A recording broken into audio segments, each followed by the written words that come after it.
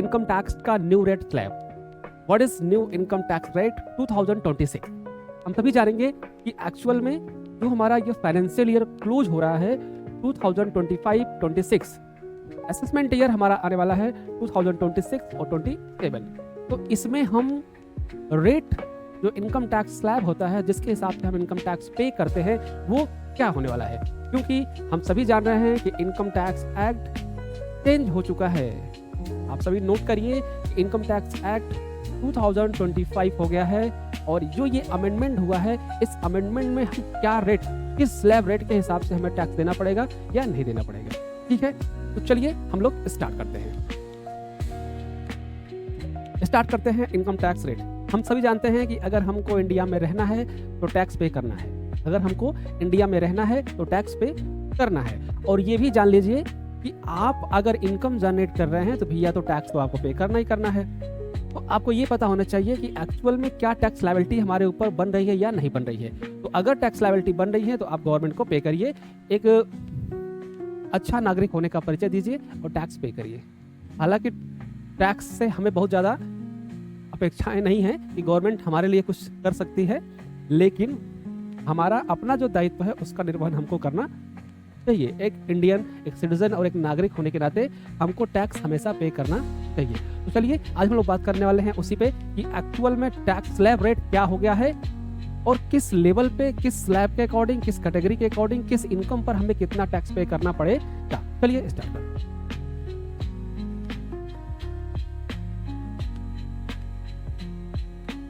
वाले हैं new tax regime के बारे में। ये हमारा है new tax regime. Okay, what is new tax regime? New tax regime क्या है? ठीक है, तो इसके बारे में थोड़ा समझिए। New tax regime is the alternative income tax structure introduced to simplified tax with the low slab rate and favour of exemption reduction. Taxpayer can be choose between the old and new regime. Taxpayer कभी भी use कर सकता है old regime या new regime, वो किसी के अंतर्गत आ सकता है। उसमें कोई ये नहीं है कि अगर आप न्यू रिजिम कर रहे हो तो न्यू रिजिम ही करोगे, ओल्ड रिजिम कर रहे हो तो ओल्ड रिजिम। आपकी जो इच्छा है, आपके टैक्स लायबिलिटी जिसमें कम आ रही है, आप उस रिजिम को चूज करके अपना टैक्स फाइल कर सकते हैं। तो चलिए हम बात करने वाले हैं भाई ओल्ड रिजिम और न्यू रिजिम की। ठीक है, कह रहा है कि choose between the old regime with deduction allowance like this ATC, HRA and ETC and the new regime with the lower slab but favor of deduction। ध्यान रखिएगा, बट डिडक्शन आपको नहीं मिलेगा। अगर आप ओल्ड रिजिम चूज करेंगे तो आपको डिडक्शन मिलने वाला है, और अगर आप न्यू रिजिम चूज करेंगे तो आपको डिडक्शन नहीं मिलने वाला, मीन सबकी एग्जम्पशन नहीं मिलने वाला है। ठीक है, तो चलिए हम लोग बात करने वाले हैं इनकम टैक्स की। ओके, सबसे पहले हम बात कर लें न्यू टैक्स रेजिम। ठीक है, tax slab rate financial year 25-26 और असेसमेंट ईयर 26-27 का क्या होने वाला, ध्यान से सुनिएगा, क्योंकि जो हमको टैक्स पे करना है वो इसी स्लैब रेट के अकॉर्डिंग टैक्स पे करना है। क्योंकि हम सभी जानते हैं कि हमारा financial year 25-26 with in 1 month close होने वाला है। ध्यान दीजिएगा, तो जो टैक्स स्लैब बन के आएगा, जो टैक्स रेट हम जो टैक्स पे करेंगे वो हम असेसमेंट ईयर 26-27 के लिए पे करेंगे। ठीक है, तो आज हम इसी के बारे में जानने वाले हैं कि एक्चुअल में किस स्लैब रेट के अकॉर्डिंग हमें टैक्स पे करना है। ओके, चलिए क्या कर रहा है, these are the official income tax slab and rate for the individual tax payer under the new tax regime 1 April 2025 financial year 25-26। Okay, चलिए क्या टैक्स रेजिम है ध्यान से देखिएगा, उसके बाद हम लोग बात करेंगे। ठीक है, तो कह रहा है कि टैक्सेबल इनकम है, ध्यान दीजिएगा 0 से 4 लाख तक हमें कोई भी टैक्स पे नहीं करना है। सबसे बड़ी बात है कि अगर आपकी इनकम 4 लाख है, 4 लाख रुपए तक है, तो आपको कोई भी टैक्स पे नहीं करना है। ध्यान से देखिएगा, अगर आपकी कोई भी इनकम 4 लाख है, मतलब कि total income all over total income आपकी 4 लाख है, तो आपको कोई भी टैक्स पे नहीं करना है। लेकिन अगर 4 लाख से 8 लाख के बीच में आपकी इनकम है तो आपको 5% का टैक्स पे करना पड़ेगा। ध्यान दीजिएगा, अगर आपकी इनकम 4 लाख से 8 लाख के बीच में है तो आपको 5% का टैक्स पे करना पड़ेगा। नेक्स्ट है 8 लाख से 12 लाख, मतलब कि 8 लाख से 12 लाख के बीच में है तो आपको 10% का टैक्स पे करना पड़ेगा। अगर आप 8 लाख से 12 लाख के बीच में हो तो आपको 10% का टैक्स पे करना पड़ेगा। 12 लाख से 16 लाख के बीच में हो तो आपको 15% का टैक्स पे करना पड़ेगा, ठीक है। और अगर आप 16 लाख से 20 लाख के बीच में हो तो आपको 20% मतलब कि 20% का टैक्स पे करना पड़ेगा, ठीक है। और अगर आप 20 लाख से 24 लाख के बीच में हो तो आपको 25% का टैक्स पे करना पड़ेगा। कितने का? 25% का टैक्स पे करना पड़ेगा। और 25 लाख से एबव अगर आपकी सैलरी है तो आपको 30% का टैक्स पे करना पड़ेगा, ठीक है। बट आप सभी जानते हैं, जैसा कि बताया गया है कि 12 लाख रुपए तक टैक्स नील है, जीरो है। ध्यान दीजिएगा, 12 लाख रुपए तक टैक्स आपको नहीं लगना है, मीन्स कि ये है, ठीक है। अब आप कहेंगे कि जब ये 5%, 10% और 15% का स्लैब दिया गया है तो 12 लाख रुपए तक टैक्स कैसे नहीं लगेगा, ठीक है।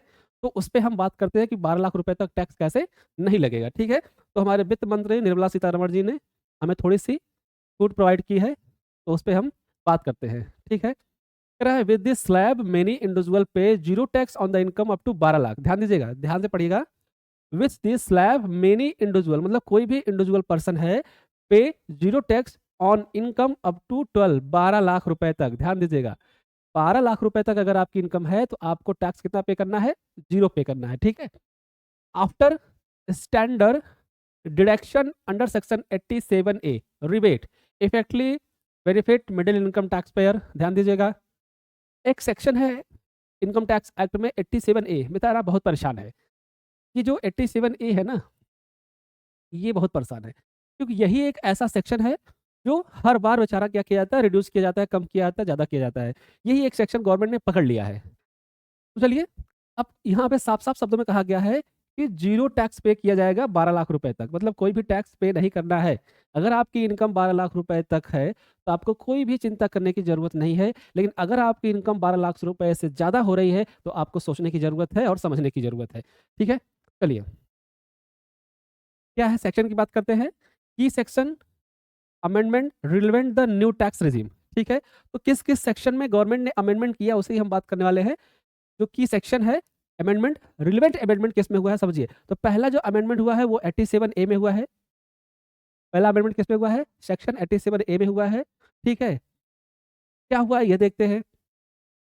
The rebate under section 87A has been increase the 60,000। कितने का? 60,000, 60,000 रुपए का ये रखा गया है। ठीक है? अभी हम इसके बारे में और डिटेल में बताएँगे, पहले समझ लेते हैं क्या है। This means individual with the taxable income up to 12 lakh रुपए पे जीरो। अगर 60,000 रुपए का स्टैंडर्ड डिडक्शन दिया 87 में दिया गया, इसका मतलब आपको 12 लाख रुपए तक कोई टैक्स नहीं लगने वाला है। तो समझ लेते हैं, उसके बाद हम डिटेल में समझाएंगे कि कैसे क्या होता है। लास्ट में हम आपको बताएंगे कि क्या है, कैसे 12 लाख रुपए तक जीरो होगा, उसका कैलकुलेशन हम आपको बताने वाले हैं। ध्यान से देखिए, ठीक है। Tax reduction at source TDS amendment किया गया। तो टीडीएस में क्या अमेंडमेंट किया गया भाई? The Financial Act 2025-6 increase the TDS threshold limit, reduce the unnecessary deduction। ठीक है, जो अननेसेसरी डिडक्शन किया गया था उसको इन्होंने हटा दिया। और क्या लेके आए? सेक्शन क्या अमेंडमेंट किया गया है? Section 193 interest on the securities, section 194A interest other than securities. ठीक है, इन सबको हटा दिया गया है। Change in the threshold limit क्या कर दिया गया है? 10,000। ठीक है, higher limit for the individual increase the 50,000। Similar ये सारी चीजें वही थी। ठीक है, अदर सेक्शन में ये था, इसका लिमिट को बढ़ा दिया गया है। क्या कर दिया? 10,000 कर दिया गया, पहले 5,000 था। Income tax number bill now income tax act 2025। ठीक है, क्या क्या चेंज किया गया, ध्यान से देखिए क्या क्या चेंज किया गया। फिर हम बात करेंगे कि 12 लाख रुपए तक टैक्स कैसे जीरो होगा। ओके, चलिए। ए